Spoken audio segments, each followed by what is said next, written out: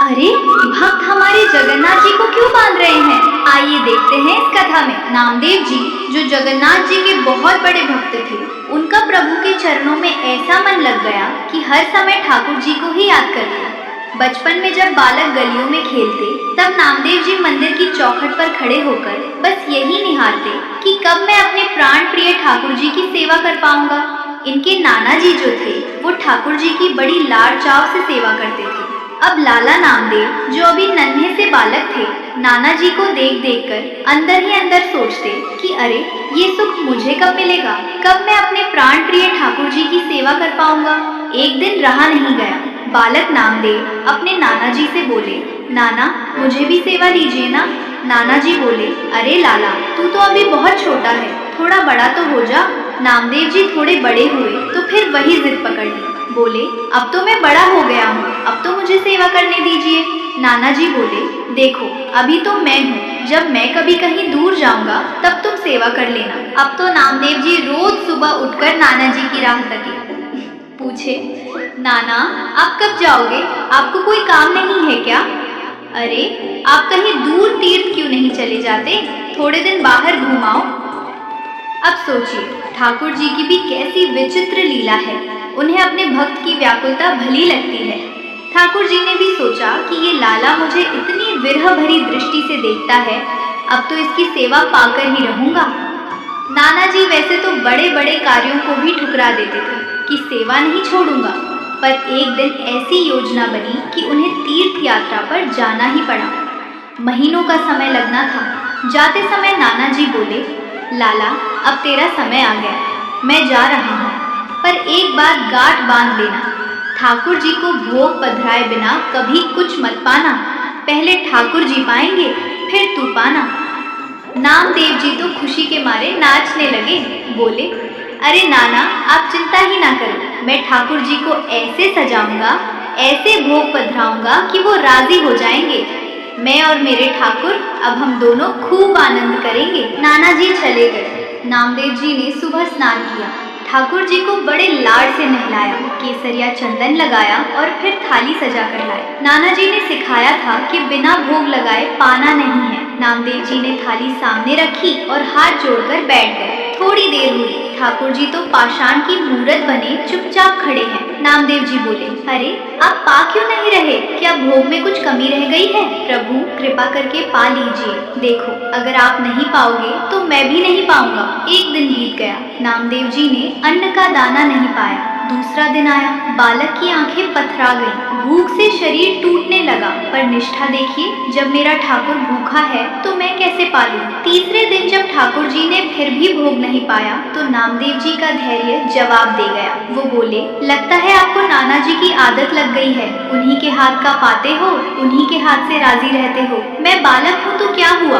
प्रेम तो मेरा भी सच्चा है, मैं इतने भाव से सेवा कर रहा हूँ, फिर मेरे हाथ से क्यों नहीं पा रहे? आज भी अगर आपने नहीं पाया तो मुझे ऐसा लग रहा है कि मेरी भक्ति शून्य है। आप नहीं पा रहे तो मैं अपने प्राण त्याग दूं। इतना कहकर नामदेव जी ने आप देखा न ताप, पास पड़ी छुरी उठा ली और अपने गले पर रख ली। बोले, लो अगर आप नहीं पाओगे तो मैं अभी अपने प्राण त्याग दूंगा।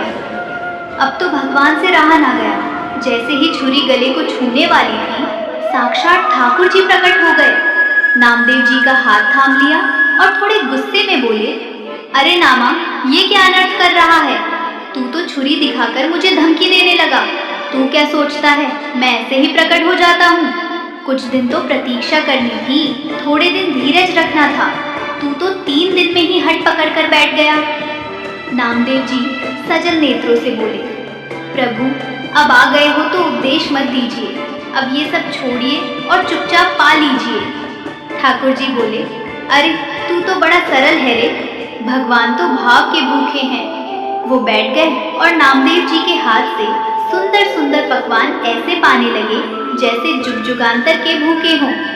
नामदेव जी फूले नहीं समा रहे थे, अब तो रोज का नियम हो गया। नामदेव जी भोग पधराते, ठाकुर जी प्रकट होते और दोनों साथ में प्रसाद पाते। कुछ दिनों बाद नाना जी तीर्थ से लौटे, आते ही बोले, नामा कैसी रही सेवा? ठाकुर जी प्रसन्न तो हैं? नामदेव जी बोले, नाना आप भीतर जाकर खुद ही देख लीजिए। नाना जी ने जैसे ही मंदिर में प्रवेश किया, उनकी आंखें चौंधिया गई। मंदिर का वातावरण ही कुछ और था। ऐसा लग रहा था मानो साक्षात भगवान धरती पर उतर आए हों। ठाकुर जी के विग्रह से ऐसी दिव्य खुशबू और चमक निकल रही थी कि नाना जी समझ गए ठाकुर जी ने नामा की सेवा को स्वीकार कर लिया है। अब तो नाना जी के मन में भी हलचल मच गई। दोपहर हुई। नाना जी ने अपने पुराने नियम अनुसार भोग पधराया, थोड़ी देर पर्दा लगाया और फिर थाली उठा ली। नामदेव जी बाहर खड़े बड़े ध्यान से सब देख रहे थे। जैसे ही नाना जी ने थाली उठाई, नामा दौड़कर आए और बोले, अरे नाना, ये क्या कर रहे हो? नाना जी बोले, क्यों, क्या हुआ लाला? नामदेव जी बोले, अरे ठाकुर जी ने तो अभी पाया ही नहीं और आपने थाली उठा ली। कम से कम उन्हें आराम से पानी तो देते, इतनी भी क्या जल्दी है? नाना जी चकित होकर बोले, बेटा, भगवान तो भाव से पा लेते हैं, सामग्री तो वैसी की वैसी ही रहती है, यही तो नियम है। नामदेव जी बोले, नहीं नाना, मेरे साथ ऐसा नहीं होता। मैं जब भोग पधराता हूँ तो ठाकुर जी थाली की जितनी सामग्री है सब साक्षात पाते हैं, एक दाना भी नहीं बचता।